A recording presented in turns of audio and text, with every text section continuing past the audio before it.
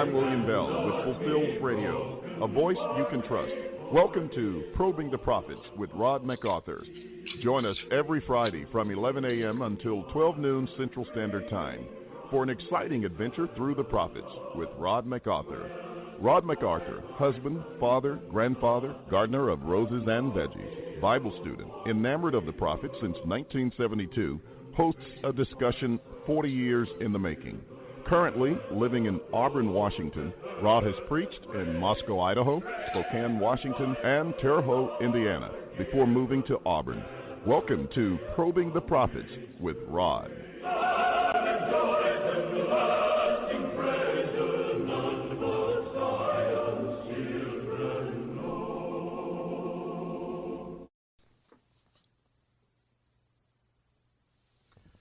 Well, good morning.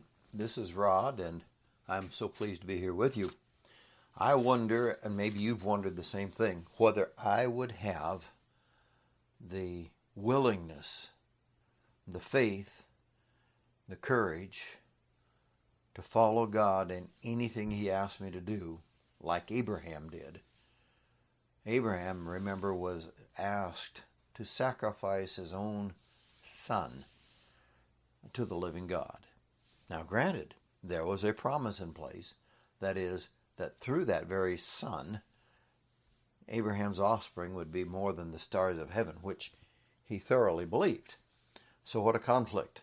A son that you love, a God you love, a promise you trust, a command that scares you crazy, perhaps. Would me. And so would I follow in the steps of faithful Abraham? That's a challenging thought.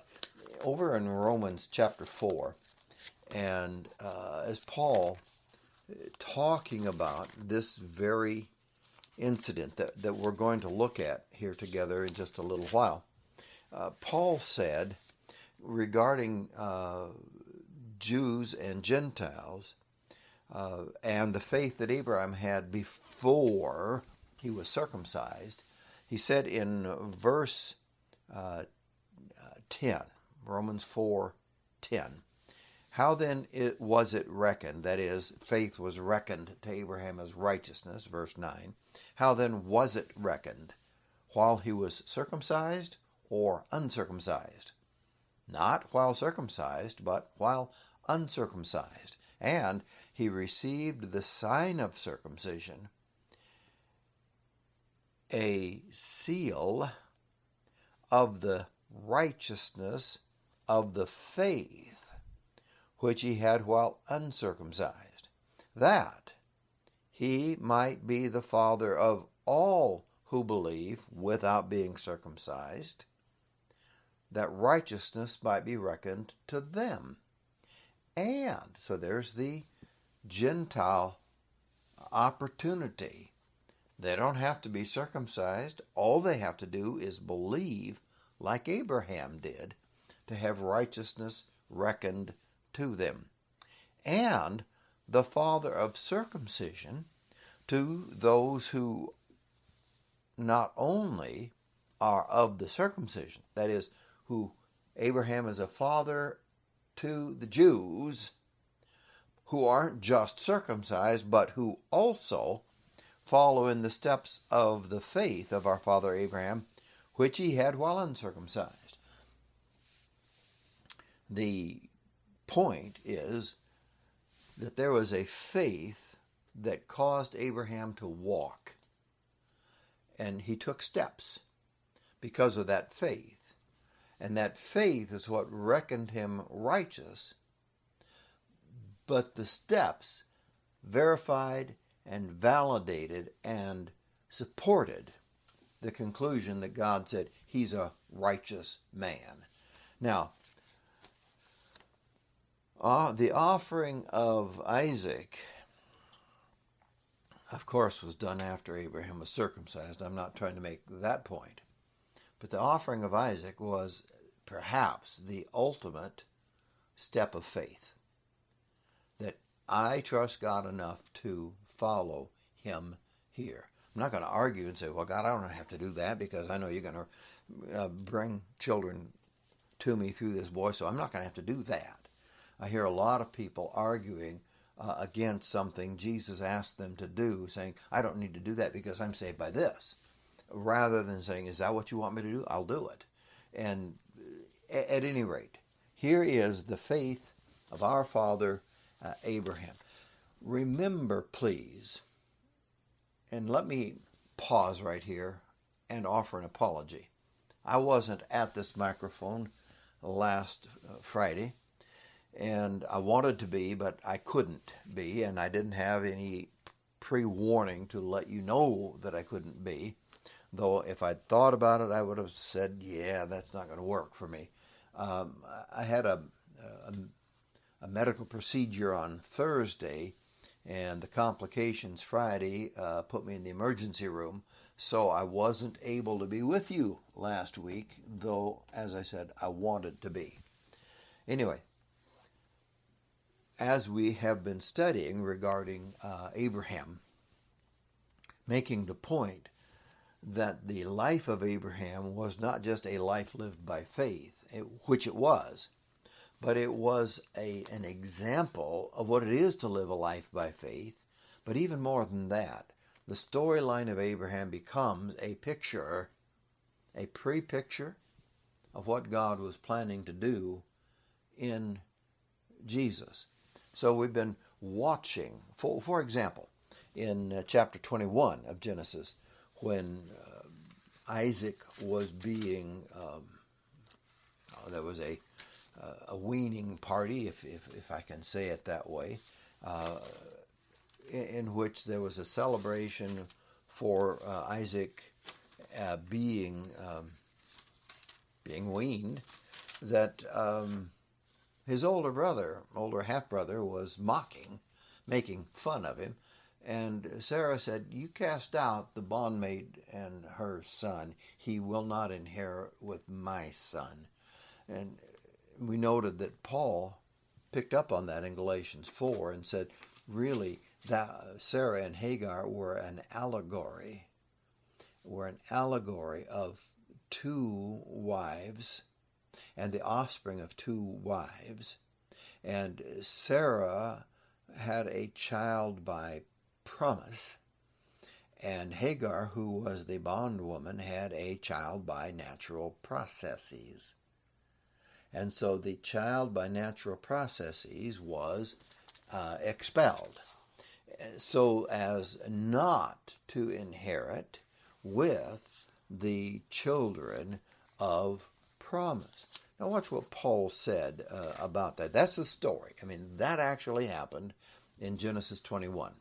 Actually happened around the campsite or the established homeland or home area of Abraham. It actually happened. And Hagar and Ishmael actually were provisioned and sent away. And that story you can read and follow the details of that. Yet that real story then was, according to Paul, an allegory of the real story. That which happened in real life was an allegory of the bigger picture of God and his children by the natural woman, the law of Moses woman, wife, the law of Moses covenant wife, and the children of the free woman, the children according to promise of the new bride, the glorious woman, say, of Revelation 12. Here's what Paul said. This contains an allegory. That's Galatians 4, verse 24. This contains an allegory, for these two women, Hagar and Sarah, are two covenants. One from Mount Sinai, that's the law, the Ten Commandment law, bearing children who are to be slaves. She is Hagar. Wow. Hagar represented a covenant that God made at Mount Sinai some 430 years later or something like that.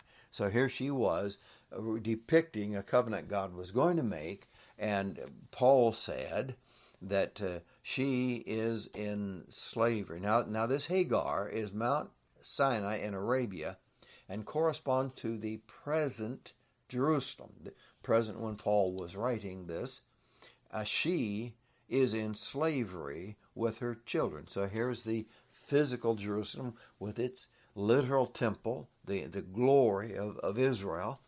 And Paul said that is a picture of bondage and slavery, just like Hagar. But the Jerusalem above is free. She is our mother. So you've got the Jews that were born of the covenant of Moses and stayed with the covenant of Moses, even though the Messiah was leading them out of that bondage. They stayed with it, only to be cast out, like Hagar and Ishmael. But the Jerusalem above, the New Jerusalem, and we can go all the way back to Isaiah, especially Isaiah starts introducing the idea of a new heaven, a new earth, a new heaven, a new Jerusalem, a new city for God's people. Even though I know in Hebrews 11, Abraham was looking for a city whose builder and founder was God, still we're not told in the story that anything about a city. Isaiah paints a picture. David, as he talks of Zion, paints a picture, though not as graphic as Isaiah's. And so here's a city, a new Jerusalem, that the prophets began to introduce. Even when the old Jerusalem was there, even when the temple was there, the prophets were looking for something more. And Paul said that the current city with its temple, based upon the law that came to Moses at Mount Sinai in the Arabian desert, corresponds to Hagar. Hagar and her son were kicked out and did not inherit. Now that's Paul's application of this. Continuing the reading in Galatians 4, for it is written, rejoice, O barren woman. Now this is, of course, from Isaiah. Rejoice, O barren woman, who does not bear. Break forth and shout, you who are not in labor, for more are the children of the desolate than the one who has a husband. And you, brothers, like Isaac, are children of promise. And so Paul used this event here in Genesis 21 to show that the story, the life story of Abraham and his wives, his concubines, his children, this life story was God pre-showing what was going to ultimately be the truth of the promise as opposed to the reality of the fleshly or the natural. Okay, so there is this picture going on in the life of Abraham, and it doesn't stop with chapter 21. In fact, in Genesis 22, there is a marvelous story, probably the apex of the life of Abraham. And I love, when I'm studying Abraham, to kind of trace his mistakes, his follow-up to his mistakes, using his mistakes as stepping stones to get better, to get stronger, to get more confident, to draw closer. The Bible starts in the story of Abraham's mistakes when he's 75 years old, so I'm not there yet as far as even the age of Abraham when he started the storyline. But tracing Abraham is tracing the progression of faith. And when we come to chapter 22, it's like we've come to the top of the mountain. We've arrived at the apex of Abraham's faith. And that's a beautiful story in and of itself. But there is a picture going on in this story as well. And so in chapter 22, then at verse 1, we read the story that goes something like this. Now it came about after these things that God tested Abraham. And you can't help but read this and wonder, wow, is there ever a time when we coast home? Abraham is well over 100 at this time. I mean, he was 100 when Isaac was born, and Isaac is big enough and strong enough to carry the wood on his back for the sacrifice. So he's not just a dinky little lad, is he? He's strapping boy. He might be in his late teens. He might be in his early 20s. Don't know. I'm not trying to establish an age other than I know he was big enough and strong enough and with enough stamina to carry the wood for the sacrifice for a day's journey. So that would push Abraham into 115, 118, 120, something like that. And he's being tested again. That's the point I wanted to get to. Even almost 50 years, 40 years easily, after God made the promise to him. And we've seen his faith develop through trial and error and return from sin, return from failed faith or faulty faith, coming back to God, calling upon God, building altars, drawing closer to God. After all that, it says God tested him again and said, Abraham. And he said, here I am. And he said, take now your son, your only son, whom you love. Now remember, he's banished Ishmael. Isaac was the son of his wife, the son of his promise, the son of his heart, though he loved Ishmael deeply. Take this son Isaac and go to the land. And by the way, the son through whom the promise would be extended, the son through whom Abraham would have offspring as the stars of heaven and as the sand on the seashore. That son, take him, go to the land of Moriah and offer him there as a burnt offering on one of the mountains, of which I will tell you. I wonder if he knew what was going on. I mean, hey Yahweh, what is a burnt offering? He's been offering sacrifices to God for 45 years or 40 years that we know of. And so he knows what it means to offer a burnt offering. It's where the animal is killed and totally consumed in the flames. The sacrifice is killed and totally consumed in the flames. So, verse 3, Abraham arose early in the morning and saddled his donkey and took 2 of his young men with him and Isaac his son, and he split wood for the burnt offering and arose and went to the place of which God told him, and arose and went to the place of which God had told him. On the 3rd day, Abraham raised his eyes and saw the place from a distance. And Abraham said to his young men, you stay here with the donkey, and I and the lad will go yonder, and we will worship and return to you. And Abraham took the wood of the burnt offering and laid it on Isaac his son, and took in his hand the fire and the knife. So the 2 of them walked on together.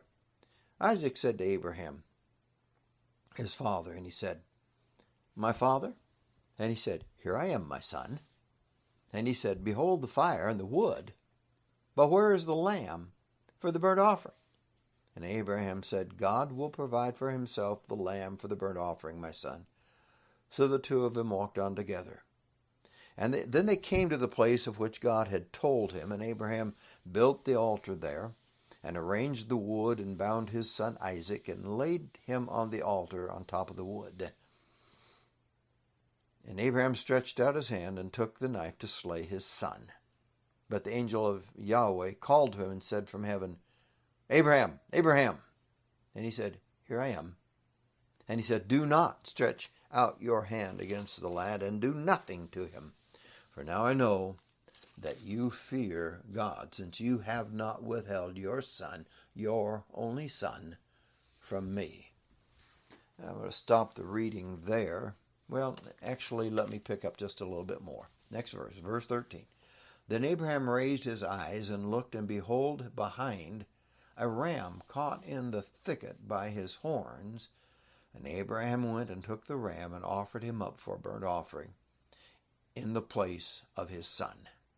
And Abraham called the name of that place, Yahweh will provide. As it is said to this day, in the mountain of Yahweh it will be provided. And then we'll stop our reading there. At that point, God reiterated the promise to Abraham. But there's some interesting aspects to this, and that is there was a call to Abraham to sacrifice his son. There was no hesitation. In his mind, Abraham had worked it out. We know this from Hebrews 11, around verse 16, 17, 18, right in there. We know that Abraham had worked it out, that because God had promised that there would be offspring through this boy, and God had commanded to kill this boy, that God was going to raise him up. I mean, that's how Abraham cogitated it. We'll look at the Hebrew passage here in a minute. What I'm getting at right now is at the time that God said this, Isaac was dead in the mind of Abraham.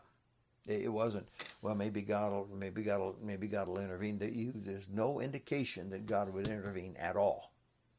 The angel had to keep him from killing the boy. Had to stop him. There was no hesitation. And so what I'm saying is, in the heart of Abraham, on day one, the boy was dead. Now, there are fascinating things that we can read of in here. For example, on the third day, verse 4, I want you to pick up on that note. On the third day, verse 4, Abraham saw the place, and he said in verse 5, the lad and I will go yonder, and we will worship, and we will return. Notice that Abraham knew in his heart, if God was a promise-keeping God, that the difficulty that was posed by putting the boy to death would not keep God from keeping his promise. We will return. So, Abraham knew that the boy was dead and that the boy would return with him. And so they walked on together, and then notice this. In verse 7, Isaac said, behold the fire and the wood, but where is the lamb for the burnt offering? Now, this is just kind of a sidebar point. Very, very important, but not really sketching out the details of the point I'm trying to make. And here is the observation right here, is that Isaac knew what it was like to worship God. He knew it. It was a family experience. It wasn't something that Dad did and sheltered his family from. It's something Abraham included his family in. So Isaac knew that there was a piece missing. I got the fire, I got the wood, but I don't see the animal. He knew that worshiping God involved sacrifice of me doing homage. I will give up this for you. He knew that was involved as well. And Abraham's answer was wonderful. God will provide for himself the lamb for the burnt offering, my son.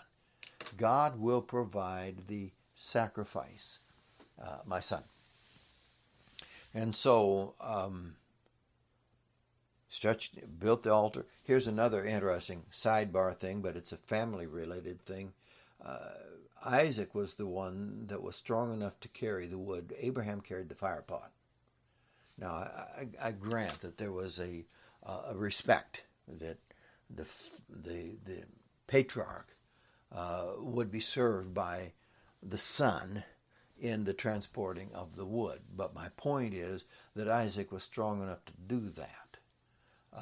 Surely he was strong enough and fleet enough of foot to overpower and outrace Abraham when he saw himself being strapped down, tied up, and you're going to be the offering, my son. He didn't resist. There was a respect. Anyway, pushing on from there, God stopped Abraham in the process of ceremonially taking the life. Picture a ram or a lamb bound up, and there would be the ceremonial throat slitting for the catching of the blood of the sacrifice. Abraham was about to do that to his boy when the angel said, "Stop. Now I know. Now you know also just how much you'll give up for your God." But here's the point. What day was it? It was the third day. Now let's flip over to the book of Hebrews. In Hebrews 11, that great chapter on faith, it says in 17, by faith Abraham, when he was tested, offered up Isaac. He didn't say started to offer. It didn't say would have offered. It said offered. Abraham offered the boy to God. There was no withholding in his heart. And he who had received the promises was offering up his only son. Here, God, you can have this. There's a lot of context going on here in the book of Hebrews, as you know, in which the writer is challenging the Christians of his day to buck up, hold on, hold fast, hold tight to their confession. Things were about to get really hairy. And it might even mean giving up their life in order to stay faithful to God. Well, Abraham did that. Abraham did that.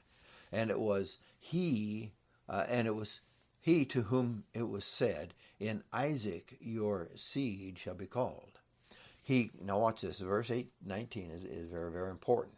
He considered that God is able to raise even from the dead, from which also he received him back in a parable.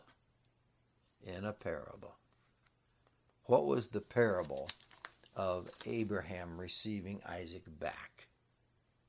Well, the parable was, here is a resurrection on the third day of the sacrifice of the Lamb of God.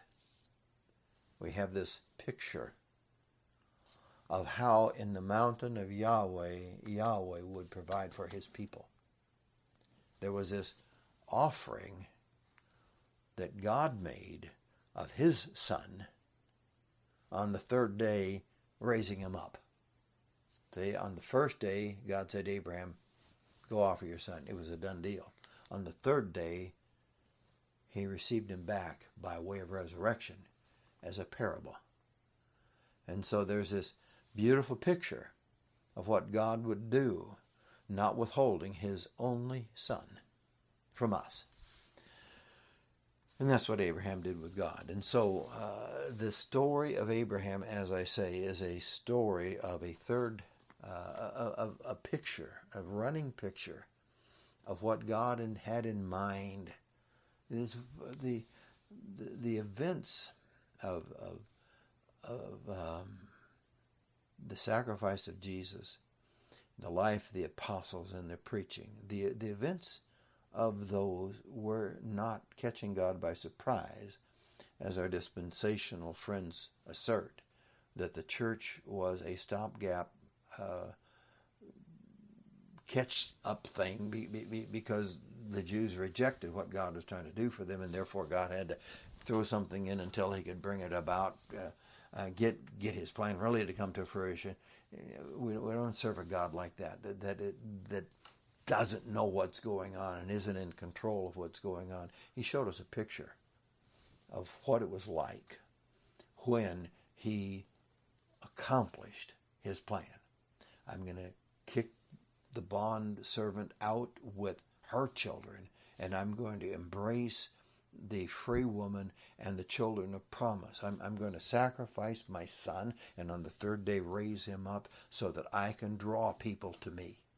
He's painting that picture here in Abraham. Of course, some of the details that we take back from the New Testament to overlay on this were not in this. The details of were not in this parable, but the parable was there. Here's what I'm going to do. All right, I've thrashed on that long enough. Let's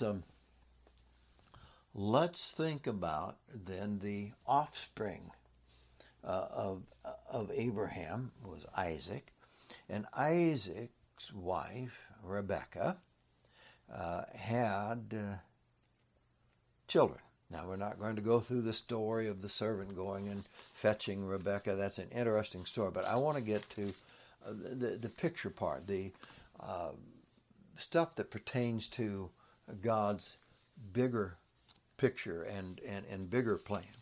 And here in chapter 25, as Rebekah is struggling to have birth. Now, Isaac was 40 years old when he took Rebekah for his wife, and she was barren, and he prayed for her, and she conceived. It says in verse 22, Genesis 25:22, but the children struggled together. She had twins, and the children struggled together within her, and she said, if it is so, why then am I?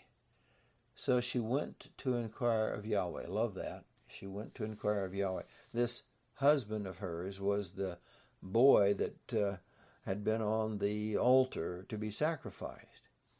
And he knew about worshiping Yahweh. And so now his wife that he picked up out of the back where Abraham left, where the idolatry was still a part of their culture. In fact, this woman's son found his wife over there, his wives, Rachel and Leah and the two concubines. But as he was leaving, now I'm talking about the boy that hadn't been born yet, and I'm taking us on a time warp. Even later, like 40 years from now, 50, 60 years from now, they're still worshiping idols because Jacob told his wives to put their gods away. Okay, so Rebekah had come from that environment, an idol, a little god, little pocket god, riddled society, and yet she knew to call upon Yahweh. Isaac is wielding a spiritual influence on his family. And so she inquired of the Lord, and the Lord said to her, Yahweh said to her, 2 nations are in your womb, and 2 peoples shall be separated from your body. The one people shall be stronger than the other, and the older shall serve the younger. Of course, we know those older as the two as Jacob and Esau. Jacob later became Israel, mighty one of God, and Esau. And so we can read about Jacob and Esau, for example, in the book of Malachi, where God asserted to his people Israel, who were really struggling to be faithful to him, had perverted a lot of things after their return from captivity. It says in Malachi 1, verse 1, the oracle of the word of Yahweh to Israel through Malachi. Malachi means messenger, which is interesting. He introduces the messenger, who in the very next book, the messenger comes on the scene. Tear out that page between Malachi and Matthew, would you? It doesn't belong there. It's a barrier. It's a boundary. It's a separation that doesn't need to be there. Yeah, rip it out. Do a David Curtis on your Bible. Okay, verse 2. Yahweh says, I have loved you, says Yahweh. But you say, how have you loved us? I mean, we're not getting the gifts from you that we want to be getting. He says, was not Esau Jacob's brother, declares Yahweh? Yet I have loved Jacob, But I have hated Esau, and I made his mountains a desolation, and his inheritance for the jackals of the wilderness. So that's what I've done to him, even though he's your brother, Jacob and Esau. And so here, 2 nations are in your womb, and 2 people shall be separated from you. Later in their history, as we read in Malachi, that showed the distinction that took place of one lineage who seemingly followed God and the other lineage who did not at all. I've loved you and hated them. But I read that because over here in the book of Romans, chapter 9, Paul picked up on both of these thoughts, the one from Genesis 25 and the one from Malachi 1. Here, let me pick up in verse 10, Romans 9, verse 10. And not only this, but there was Rebekah also, when she had conceived by one man, our father Isaac. For though they were not yet born and had done nothing good or bad, in order that God's purpose according to election might stand, not because of works, but because of him who calls, it was said to her, the older shall serve the younger. Just as it is written, Jacob I loved, but Esau I hated. Now, Paul's point is, God made a promise while the babes are still in the womb, when nobody had done anything to earn it. And that's the point. You've got to earn your standing with God by being a good person. Well, Jacob and Esau are illustration that that's not the way the election of God works. And then the quotation or citation from Malachi, which came several hundred years later, was proof that God was right. And Jacob I loved, Esau I hated. It turned out just exactly the way the prediction was, but the physical outcome, according to Paul's use of it here in Romans, was not the ultimate outcome, just the proof that God's call by election is what we're looking at and not by natural heritage. This is another way of saying the same thing that was said in the allegory of Sarah and Hagar. Not those born by the natural process, but those born by promise. Ishmael, natural. Isaac, promise. That's the illustration. The reality is, the natural process is you're born into the covenant of Moses and you're raised learning and reciting and keeping to some extent and thinking the more you keep it and the better the people think you keep it, the better off you are with God. And that's not the way it is. You're born of promise. What's the promise? I will bless you through my son Jesus. You choose to follow him, you get my blessing. That's the promise. Here, Jacob I loved, Esau I hated. Paul's point is that it's not based upon your heritage as much as it's based upon your heart. And these 2 men had the same heritage, but they had different hearts. And through the course of history, there was a hatred toward the heart of Esau and a passion for the heart of Jacob. And so the call was to be like Jacob and not like Esau. And that God has the right, that's Paul's point in Romans, has the right to accept people. He's not required to accept people because they have the right heritage, but he has the right to accept people because they have the right heart. And so we have that story back here in the story of Abraham's son, the story of Isaac, him having sons, Jacob and Esau. And so that is a piece worth considering. Also, check out chapter 26. In 26 verse 2, and Yahweh appeared to him, that is to Isaac. There was a famine. He's in the land of the Philistines. Abimelech, the king of the Philistines, was with him. And Yahweh appeared to him and said, do not go down to Egypt, because of the famine. Stay here. Sojourn in this land of which I tell you, and I will be with you. Don't you love that? Verse 3, sojourn in this land, and I will be with you and bless you.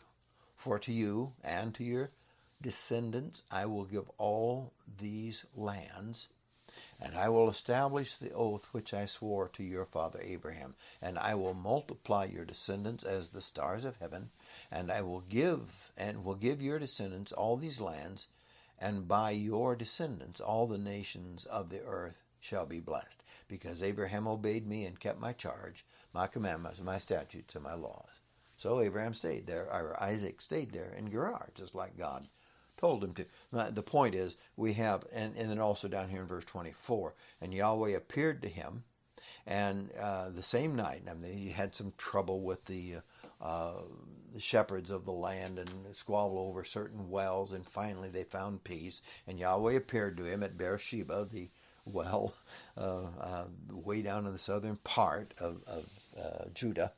And Yahweh appeared to him in the same night and said, I am the God of your father Abraham.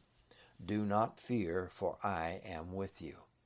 And I will bless you, and I will multiply your seed, and for the sake of my servant Abraham. So kind of a thumbnail reiteration of the promise. The point I'm making is we have here now the promise that was made to Abraham transferred to Isaac. You have the promise. You have the blessing of Abraham. Fast forward. This man, as you saw, had 2 sons. As they grew, it was time to bless them. And you might remember the story of the Jacob beguiling Esau, bartering with Esau to give up the birthright. Now, the birthright and the blessing are 2 separate things. You probably know that, but sometimes people confuse and conflate the two. The birthright had to do with physical inheritance. The birthright granted the older son a double portion of the father. Here, in this case, there's Jacob and Esau, 2 sons. The inheritance would be divided into 3 parts. 2 of the parts would go to the older son. The 3rd part would go to the younger son. For a bowl of lentil soup. Now, I used to live in Moscow, Idaho, the pea and lentil capital of the world, they called themselves. And I've had lentil soup, and it's not bad, but it certainly isn't worth 1/3 of my father's holdings. You know, I'll give up this give up my claim to 1/3 of my father's holdings so I can have a bowl of lentil soup. Is not, in my mind, a good bargain. But that's physical inheritance. I get twice as much of Daddy's goods as you do, buddy. But then there's also how Rebekah and Jacob conspired against Isaac and Esau to beguile Isaac out of the blessing. Now, the blessing is what we just saw that was transferred from Abraham to Isaac. That is, in you all the nations of the earth would be blessed. The Messiah would come through you, and all the blessings of God would come upon you. So you got the physical inheritance, the birthright. You've got the blessing of heaven, the blessing. And so we saw Isaac giving that in his mind mistakenly, but in God's mind exactly appropriately. Esau I loved, Jacob I loved, Esau I hated. The older will serve the younger. So God already made that distinction, and so even though Isaac was deceived, God was not, and even though Isaac pronounced the blessing supposedly upon Esau, God knew it was going to Jacob. And so Jacob received the blessing. Well, this stirred up hard feelings, as you might imagine. He took my birthright, and now he took my blessing, and when my dad is dead, I'm going to take him. And so Rebekah pleaded, let's send Jacob away, because if he marries somebody from around here, it'll just break my heart. Let's send him back to my daddy's house and find a wife there. So that was the story. We're not going to go through the story of Jacob finding Leah and Rachel and Bilhah and Zilpah and then daddy Laban and brother beguiling them and changing things up and getting hostile toward them. But what we are going to do, all of that story you know, but we're going to look at Jacob going and then Jacob coming back. In Genesis 28, he's on his way now. And it says in verse 10, then Jacob departed from Beersheba, that is where Daddy was camped, southern part of Judah, and went toward Haran, that is up in the highlands where the headwaters of the Euphrates River can be found, up in that area where Abraham had come from. And he came to a certain place, and not only Abraham, but Isaac's wife, Rebekah, was from that area. And so he went back to family. He's headed back there. And he came to a certain place and spent the night there because the sun had set. He took one of the stones of the place and put it under his head and lay down in that place. And he had a dream.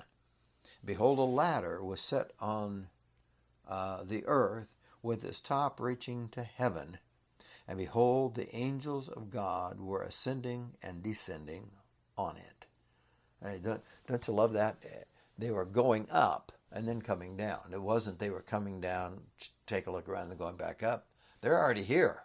They're going up, coming back down. Going up, coming. So the order, I think, is fascinating. And behold, Yahweh stood above it and said, I am Yahweh, the God of your father Abraham, and the God of Isaac. The land on which you lie, I will give it to you and to your descendants. Your descendants shall also be like the dust of the earth, dust of the land. And you shall spread out to the west and to the east and to the north and to the south.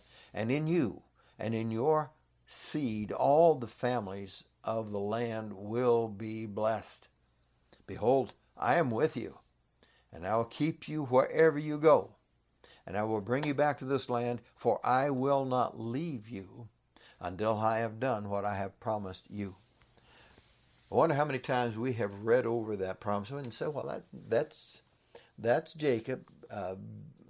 Then the promise being transferred to him directly by Yahweh, just like it was to his father Isaac, just like it was to his father Abraham. And so just as significant. It's not just Daddy telling me about the promise. It's Yahweh himself telling me this is the promise, and it's for you.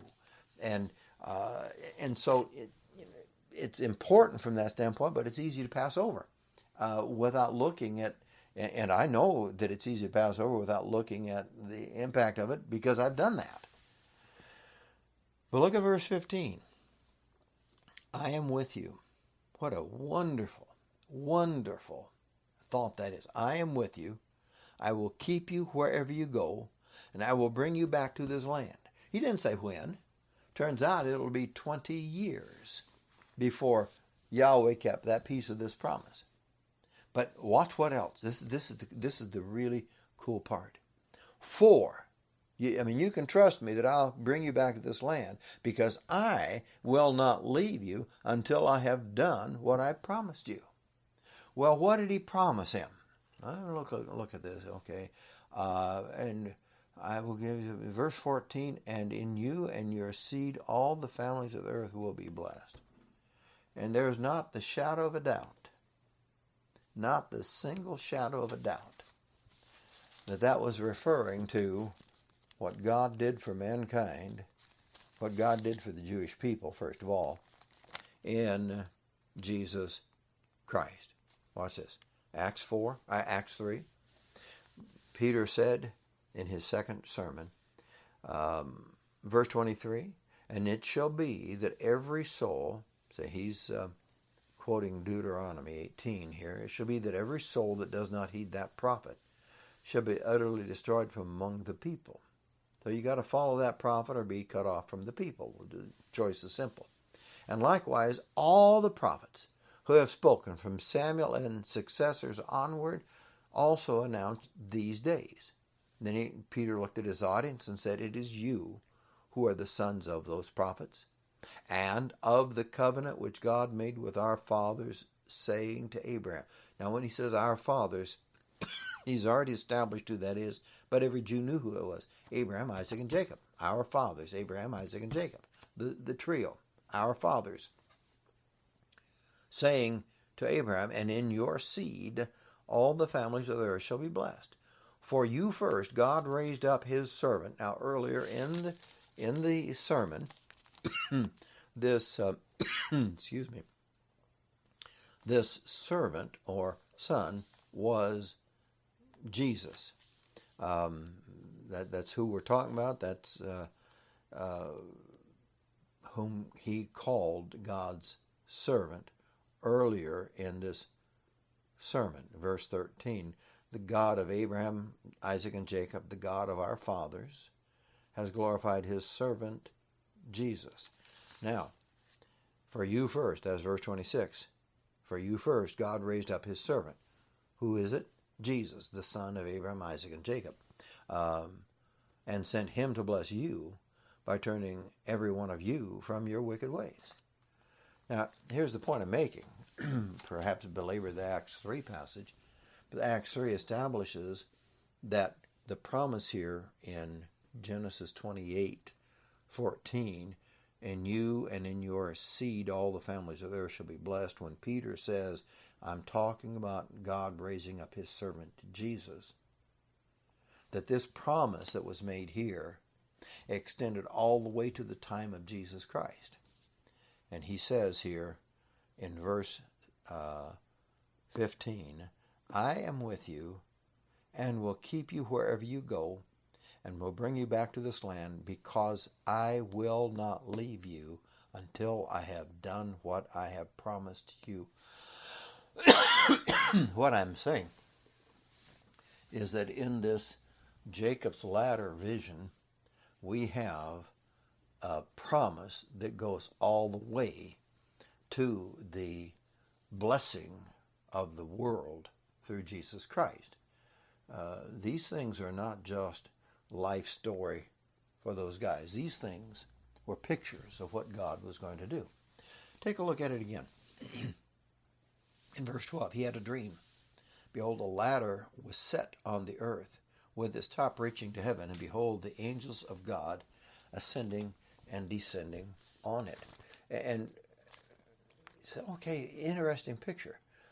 I wonder if when Jesus came back from his baptism and found a variety of disciples, Peter, Andrew, James, John, Nathaniel, found a variety of disciples.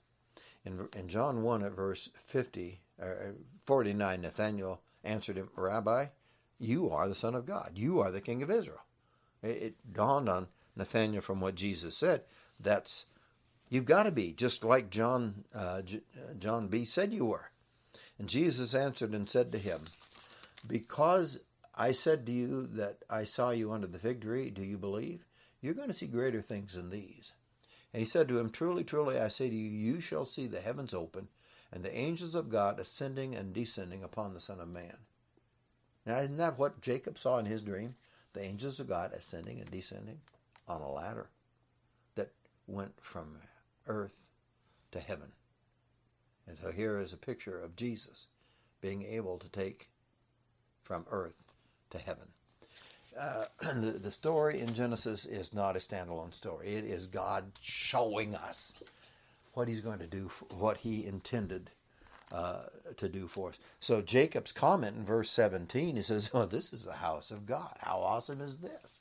I stumbled upon the portal." Now you get one of those adventure or mystery games, Dungeons and Dragons, they used to call them back when I was young.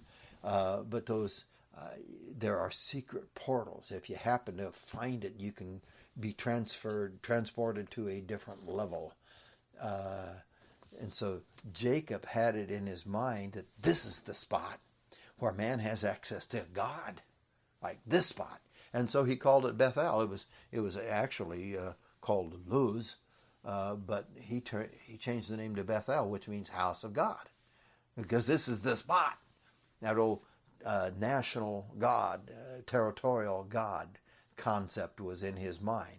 He didn't have the concept like you and I have that God is everywhere. God permeates our lives no matter where we are. He didn't have that concept. God is right here. This is where I can be in contact with God. And so it was exciting to him. And Jacob made a vow. This is impressive. Verse 20, it's saying, if God will be with me. You said you would. Let's see if you're good. And will keep me on this journey that I take, and will give me food to eat and garments to wear. And I return to my father. A lot of stipulations here. And return to my father's house, then Yahweh will be my God. I mean, if I find in Yahweh what a man needs in a God, Yahweh will be my God. I like to put it like that, not a test. Give me this, give me that, give me the other. I need help on this journey. I don't have anything. In fact, we all see when he comes back 20 years later, he's in awe. He said, I crossed this Jordan with just the staff in my hand, and now I come back 2 companies. I've got wives and children and livestock that I've split up into 2 different companies. You have blessed me. If I find in Yahweh what a man needs in a God, he's going to be my God, is the vow that he makes. And I'll give him 1/10 of everything I own. So, what a pledge. Now, check over here. Fast forward to the story. Like I said, we're going to bypass all the brides and children and all the intrigue that's going on there, and just come down to this portion of the story. Jacob's been there with Laban now for 20 years. He's got the children, the wives, the children, has amassed a great number of livestock. In verse 11, then the angel of God said to me in a dream, he's relating to his wives, Jacob. And I said, here I am. And he said to me, lift up your eyes. And all the male goats that are mating are striped and speckled and mottled, for I have seen all that Laban has been doing to you. I am the God of Bethel, where you anointed a pillar and made a vow to me. Now arise, leave this land, and return to the land of your birth. So I'm the God that was there. I'm here too, by the way. Now go back. And so he called his wives, and they said, well, we're going back with you. All right. Wanted to read that piece about God, saying, I'm the God that you vowed to 20 years ago. Now, come back. Let's go on back home. In chapter 32, picking up the reading here at verse 9, here Jacob is concerned. Esau, last I knew he wanted to kill me.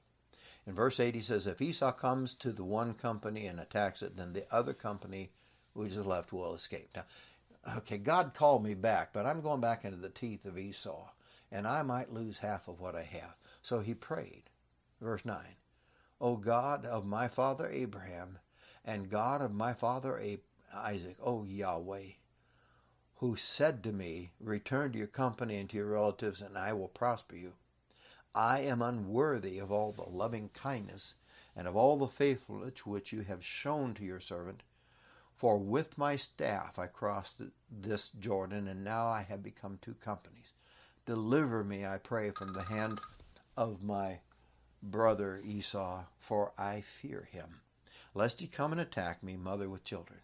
For you said to me, I will surely prosper you, and make your descendants as the sand of the sea, which cannot be numbered for multitude. And so here's a plea for help against Esau. I'm going to stop there because my time is up, but also because I want to develop this, what follows, the wrestling with the angel and then the return to his land. I want to develop that more next week. Thank you for being with me today. May the God of Abraham, the God of Isaac, the God of Jacob, Yahweh, the God of Jesus and our Father, may He bless you richly. Until then, this is Rod saying goodbye. Whoever is wise, let him understand these things. Whoever is discerning, let him know them. For the ways of Yahweh are right, and the righteous will walk in them, but transgressors will stumble in them. For the past hour, you've been listening to Probing the Prophets with Rod MacArthur. Stay tuned each Friday for Probing the Prophets with Rod MacArthur, right here on Fulfill Radio, a voice you can trust.